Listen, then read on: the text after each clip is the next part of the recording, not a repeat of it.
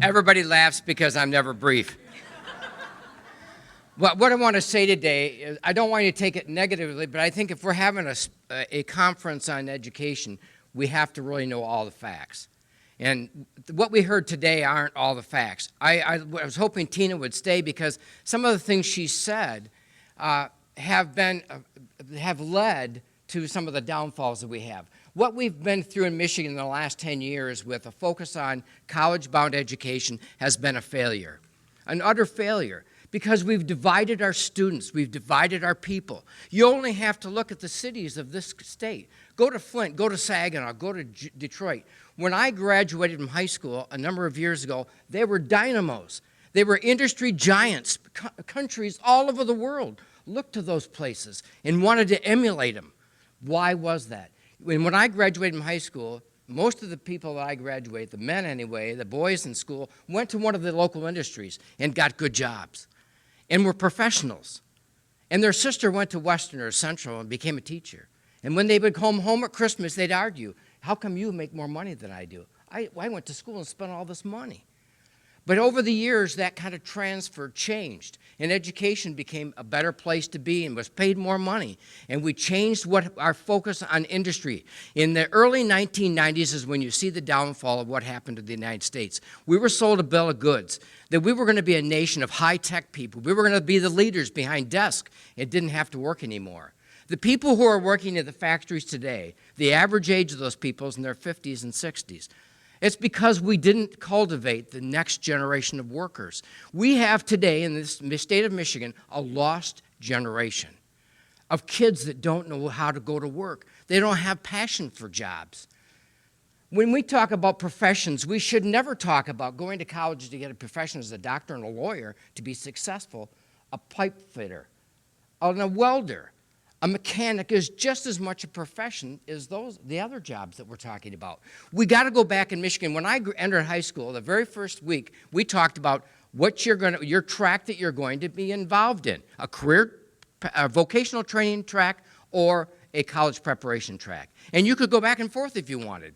But the most important thing they told us, whatever you're going to do, be successful. We got to quit talking about going to college is the way to be successful and talking about the passions that kids have, giving kids passions. Let me tell you a very, very important statistic. In Michigan, when I talked to Governor Snyder last week, he talked about the health of our state. Michigan is number 4 in education funding for youth, for kids, with our program. It's almost the desire of every state to be like Michigan.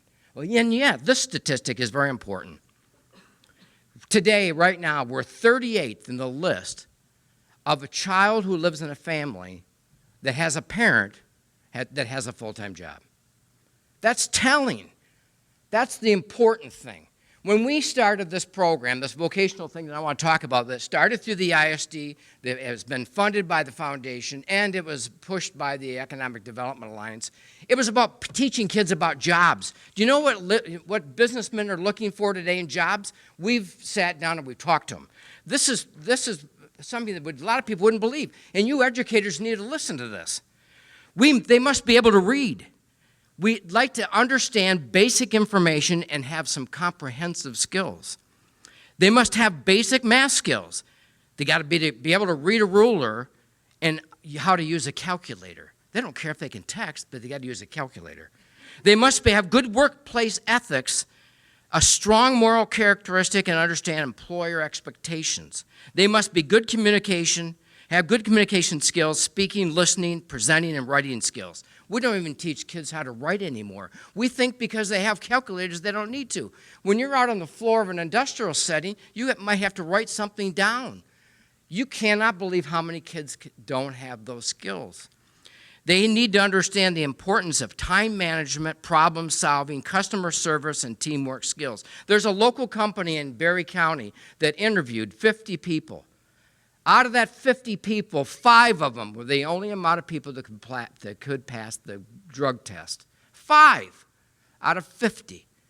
The biggest problem the industry has today is not if the academic level is, can they get here on time? Can they be prepared to work, and do they care to work in our company? What we did in the last 10 years is we started programs, and we took kids out of the school. These were all at-risk students, students that you would say, based on the information we have today, are going nowhere. But we proved by putting some attention to these kids, they're going somewhere. And it wasn't, we never talk about college to these kids, we talk about work. This is a welding certification. It was funded by a local businessman in town. We had the first year, we had 14 kids in there. One of those students, this student right here, walked across the stage at the Hastings High School this year and got his diploma. And in his pocket, he had 3 resumes. He could pick the company that he wanted to go to work for. He has no $50,000 or $60,000 or $10,000, whatever it is, educational. He went through a program that cost him nothing using dual enrollment, but he's got a job, and he'll probably make $50,000 in the next 3 years. I could place 50 of those kids if we had those kids trained. This 21st century health. We're putting kids in the hospital in the manner. We're trying to teach kids about what the careers available in the health industry. Rhonda told me her daughter took the program, and if nothing else, she learned she didn't want to work in the health industry. That's part of it. Teaching kids and then showing them what a great industry it is. The next one, the newest one, culinary arts. We took 6 kids this summer. They were all identified as disabled. The only disabled I think they have is that nobody spent any time with these kids. We took these kids, and you couldn't believe it. I mean, I'm passionate about this because you can't believe the difference in their personality from day 1 to 6 weeks later. These kids got up every day. They had to cook breakfast, lunch, and dinner at the Y camp. Our biggest handicap starting a culinary arts program was we didn't have a licensed kitchen. Tom DeVault said, well, I got one.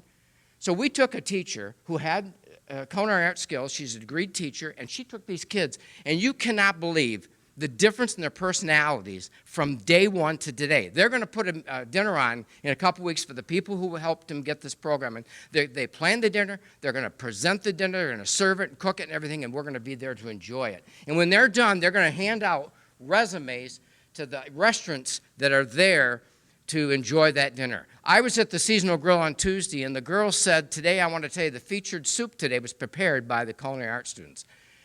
Not only do they know about food preparation, they've learned about safe conditions, how you handle food. They've learned about nutrition. They spent a day in GRCC in Grand Rapids and learned about an industry they had they know nothing about. They learned of all the possibilities. Here's 6 kids in Hastings, and I'll guarantee you, I will write the story 10 years from today, and those kids are going to be successful. And they were earmarked by the system as being disabled. There's nothing disabled about them. Then Explore More. We started a program just on a shoestring this year. We put kids through a program. My goal was to have 100. Well, we ended up with 20. But 20 is better than nothing. And we took these kids to Charlton Park, to the YMCA, Gilmore Car Museum, and Pierce Cedar Creek. And what did they learn? These kids, not one of them had ever been to those places. They're going home and telling their parents about it. They're telling about the experiences. They're telling us things they learned. They've learned about careers. They've been exposed to something. The problem the thing that we need to do in Michigan, and we need to go back to that, it changed in the 90s when education was out of pace with cost. And the cost of education, as both of our superintendents, all 3 have talked about, kept increasing.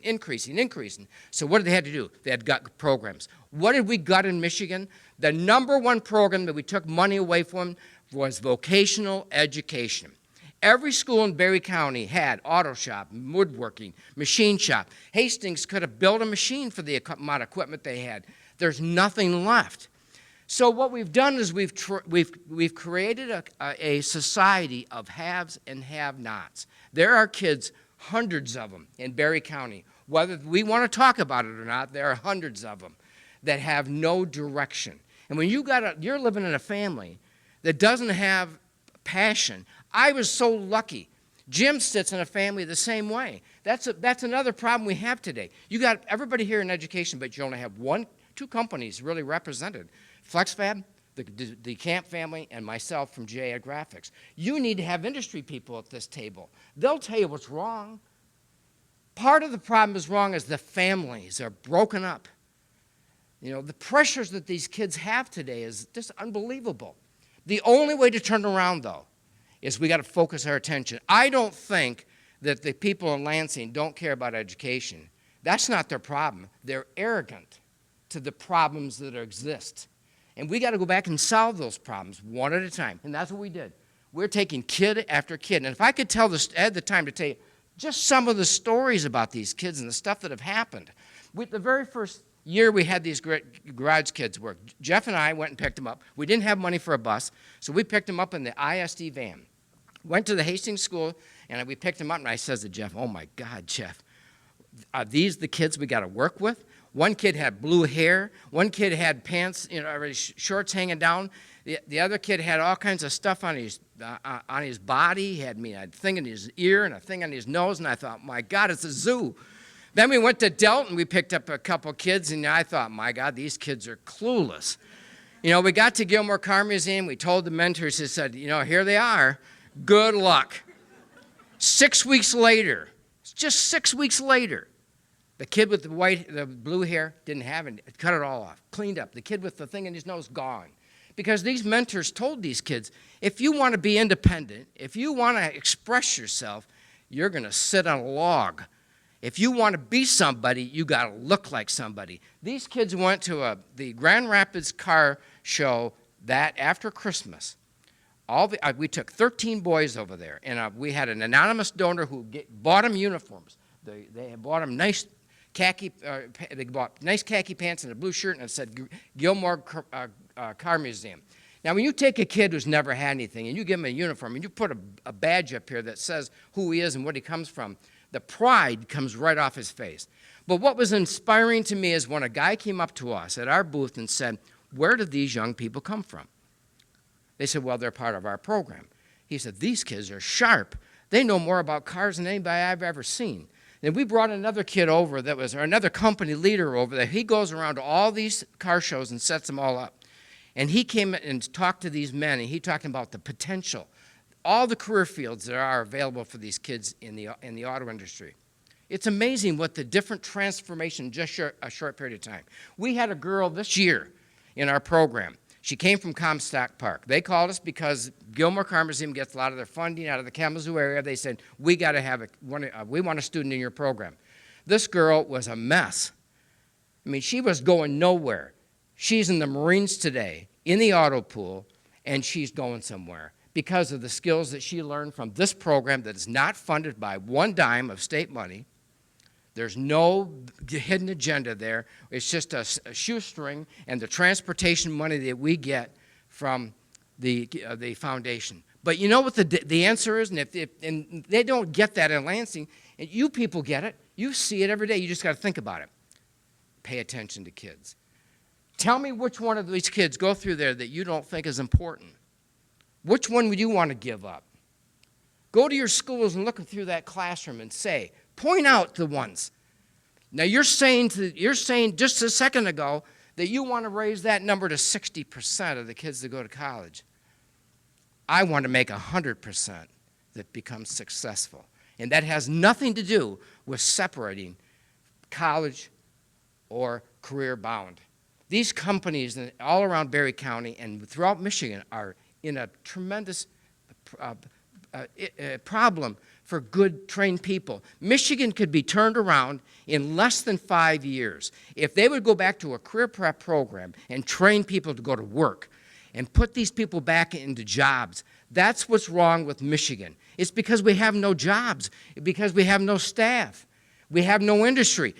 Detroit's problem can be solved in a very short period of time. Go to those, I do this all the time. Go to the cities. Drive through Flint. Drive through Battle Creek. That's a short drive. Go to the neighborhoods, and there's where your problems are. These kids have no future. Nobody's pushing them. That's what programs like this can do. We had 408 kids in Berry County in Hastings this last week. 408 kids worked on 49 houses. They gave 10,800 and some hours. But the difference was, what I saw there was the passion these kids have. Now, these are high school kids working on houses. We're going to announce it very soon, and I hope that this Hastings High School, and maybe we can get Delton involved, we're going to go to the high schools, and we're going to see, why not take those construction trade classes, and instead of building dog houses or little sheds in a high school, let's go back into the city, into Hastings, and let's finish the 20 houses that we didn't get done. And then let's connect these kids with people so they build that passionate relationship. Let's go to Delton, and there's all kinds of houses. And you want to talk about a place that needs help is Nashville. Let's take their construction trade kids, and let's put them in the community to build relationships with these kids, but teach them a career.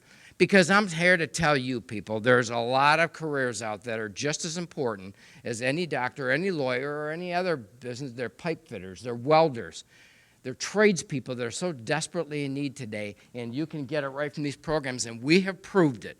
It's proof that it works. And if I brought any one of these kids up and had them talk here today, and you saw the passion in their face and the pride that they have in just a couple hours a week in being involved in the program, it's amazing. And it all is possible because of the foundation and a few people that have been involved in wanting to spend a little bit of time on this because we love kids. Thank you.